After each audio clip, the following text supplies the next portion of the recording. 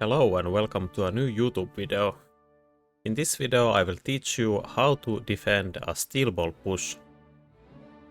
This is not a guide or anything, or maybe it's a little bit, but this is just one of my games. But I will walk you through every decision. Here the starting specialists are horrible, as they always are.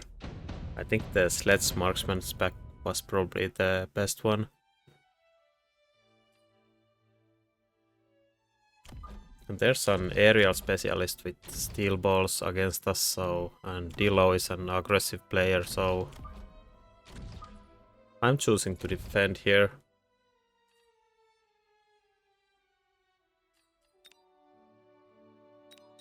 Now I'm not sure about the fang position in the middle. I put it there because it can help both the sides. And the storms are protecting the tower, and they are vertical because it helps against the steel balls. But I am no expert on the defense. I'm usually on the attacker side. But I faced many defenses in my time in Mechabellum, so I know what good enemies are doing against me. So I have a lot of experience on the other side. And I feel like this matchup favors the defender like very heavily. I think it's a miracle if the defender loses this, usually. There's so many ways to exploit the steel ball player.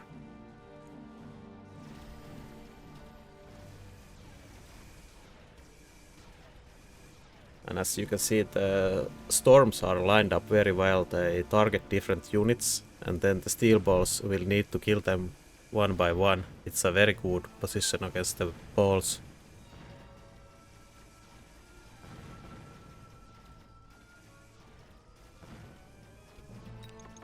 And we even win the first round, which is kinda nice. Have to be scared of the air units though. So here there's two very good items for the enemy: deployment module and heavy armor, and I guess the beacon as well. But I will take the beacon for sure. It's so easy to abuse these corner positions with the beacon.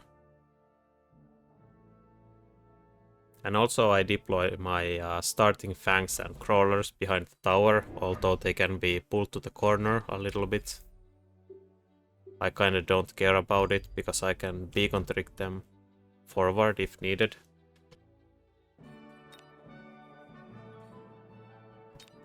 And here, if you don't know about this beacon on the flank, it's pretty crazy one. Pulls all the enemy units to Africa. I do it a lot in all of my games. And there I was trying to get the Phoenix to target the units on the left side, but they always go to the Hounds.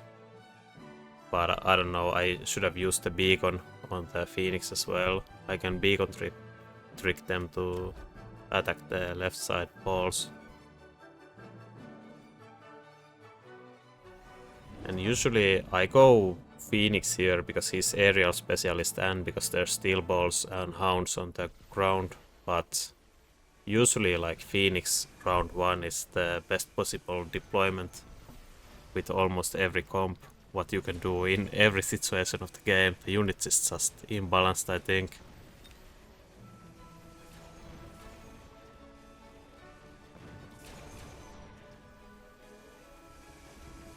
And here he's hard committing into my flank, which I kinda like.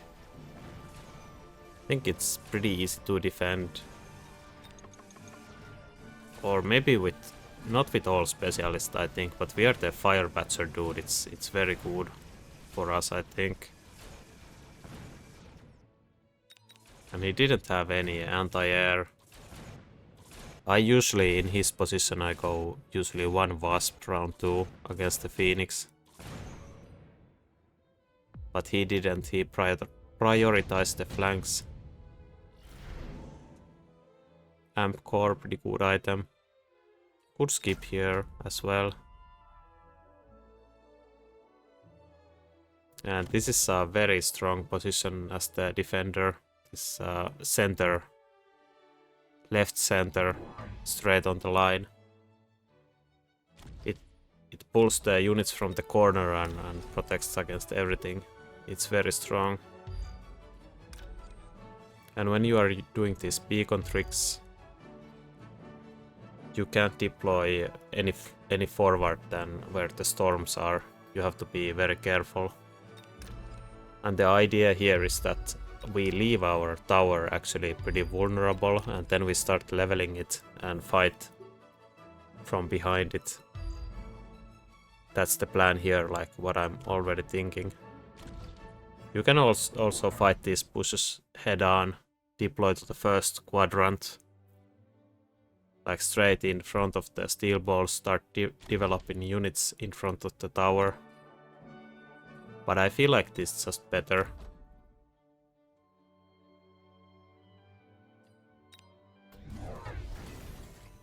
I think it's mostly due to the fact that the tower levels are very cost efficient and the multi-melter is a pretty broken unit at this point in time.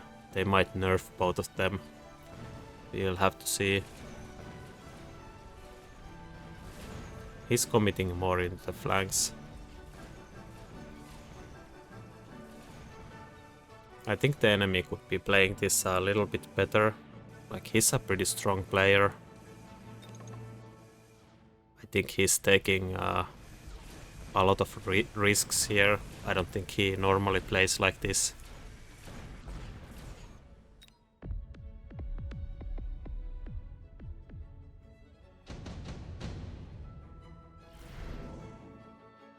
And here is a crazy unit drop. Like, we want the melter here, but we also want the Mustangs. And I end up taking the Mustangs. I'm not sure which one is the correct choice. The melter seems to be pretty early here, but like Mustang melting point is the composition we are going for in this game. I've already decided against these hounds and steel balls. If something crazy happens, we can do something else, but this Mustang Fire Badger Phoenix core is pretty good here. And he's struggling a lot against these beacons.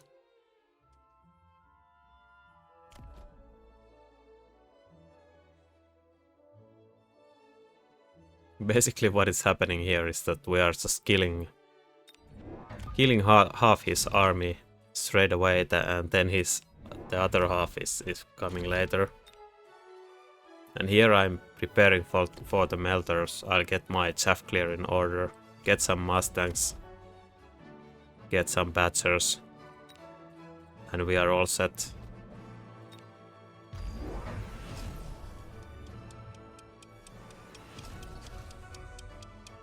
And this is the part of the game where the defender is actually pretty vulnerable. Like, you can see my tower is very exposed to these steel balls with heavy armor. And I suspect we will lose a lot of mid-game rounds here before we get the tower levels up. Like, his corner flank pulls every single one of my units. There's nobody defending the tower. And I think it's a pretty standard play to go right here with the steel balls.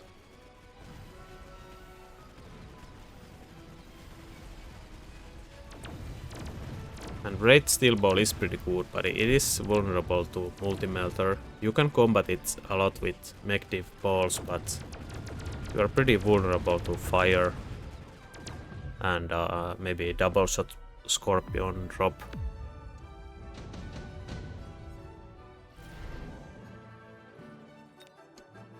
So there's some spells. I feel like I'm not under pressure here, so I will take the enhancement module. It's very hard for me to take the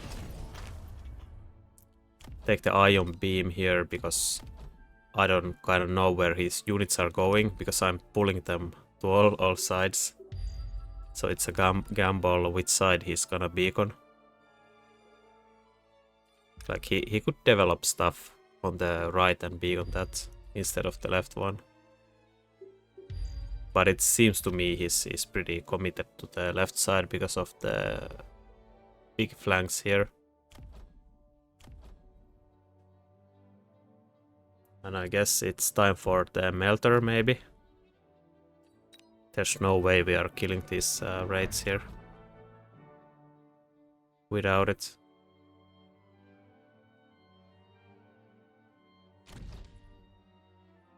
I think you could play like Phoenix here as well, but the multi-melting point in these situations is kinda broken.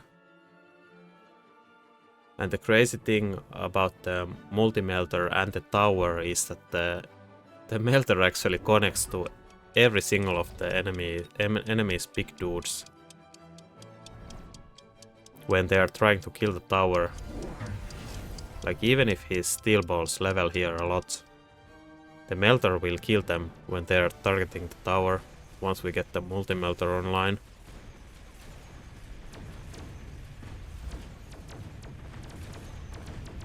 And keep in mind, we still have like oil ball and everything. He could oil us also. And everything blows up to the missile, it's kinda hard to stop. And the tempo missile, I kinda like to use it at this point because we have the enhancement module going. If we get some, like the melter levels are kinda important here. And it's one of the rounds we are like most vulnerable. Because our comp isn't yet set up with the multi-melting point. We have a melter but no technologies. And it actually levels so we can put the enhancement module on it. Like this defense is pretty straightforward, and as a defender there's so many spells and stuff you can get. Like I wouldn't even call this lucky to get this fire. There's so much stuff you can roll from the cards. They are all favoring the defender like very heavily.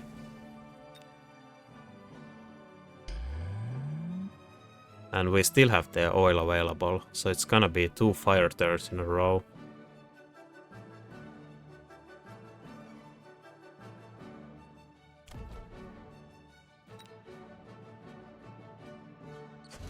And usually in this type of situations it's good as the attacker to commit into the flank. So all the enemy units run away from the tower so you can kill the tower. But if the defender levels the tower to like level 3, 4, 5, it's actually good that your units are protected behind the tower.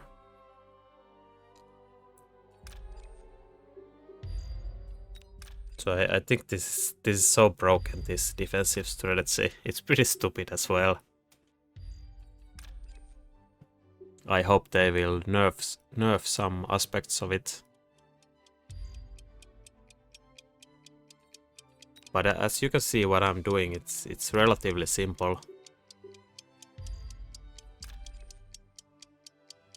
We got some good cards here though. We got the second beacon and we got the enhancement module.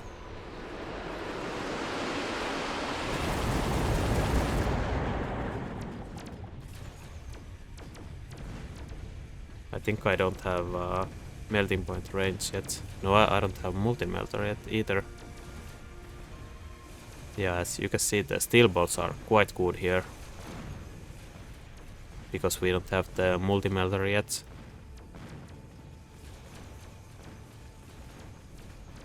But we still managed to win the round with the fire. If there was no fire offered this round, I would pick oil up here and oil him.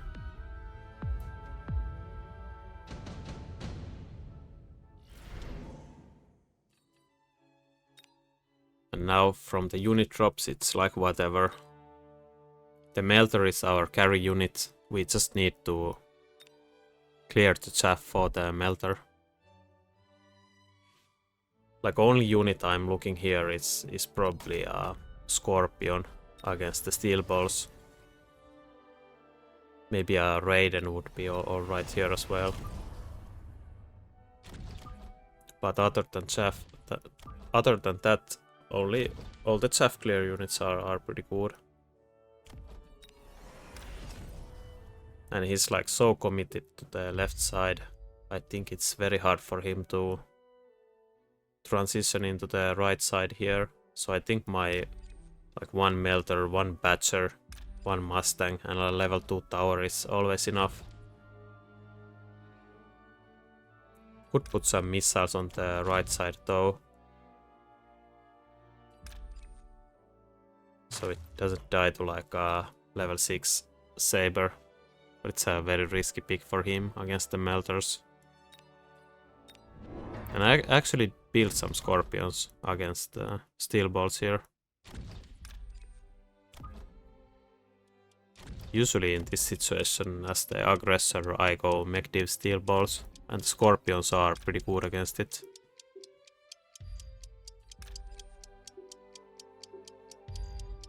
So the thing about these crawler flanks is that you cannot even missile them. When you missile them, there's 3 guys from the back surviving.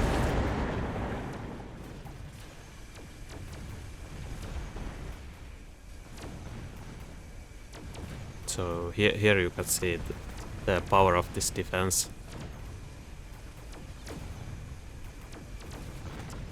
And if you wanna pull the enemy harder, you can put like sledges on the flank as well, on the far back. So the first crawler will pull the first units, and then they go to the sledge which is on the back. So that's the defense. It's pretty easy to pull off.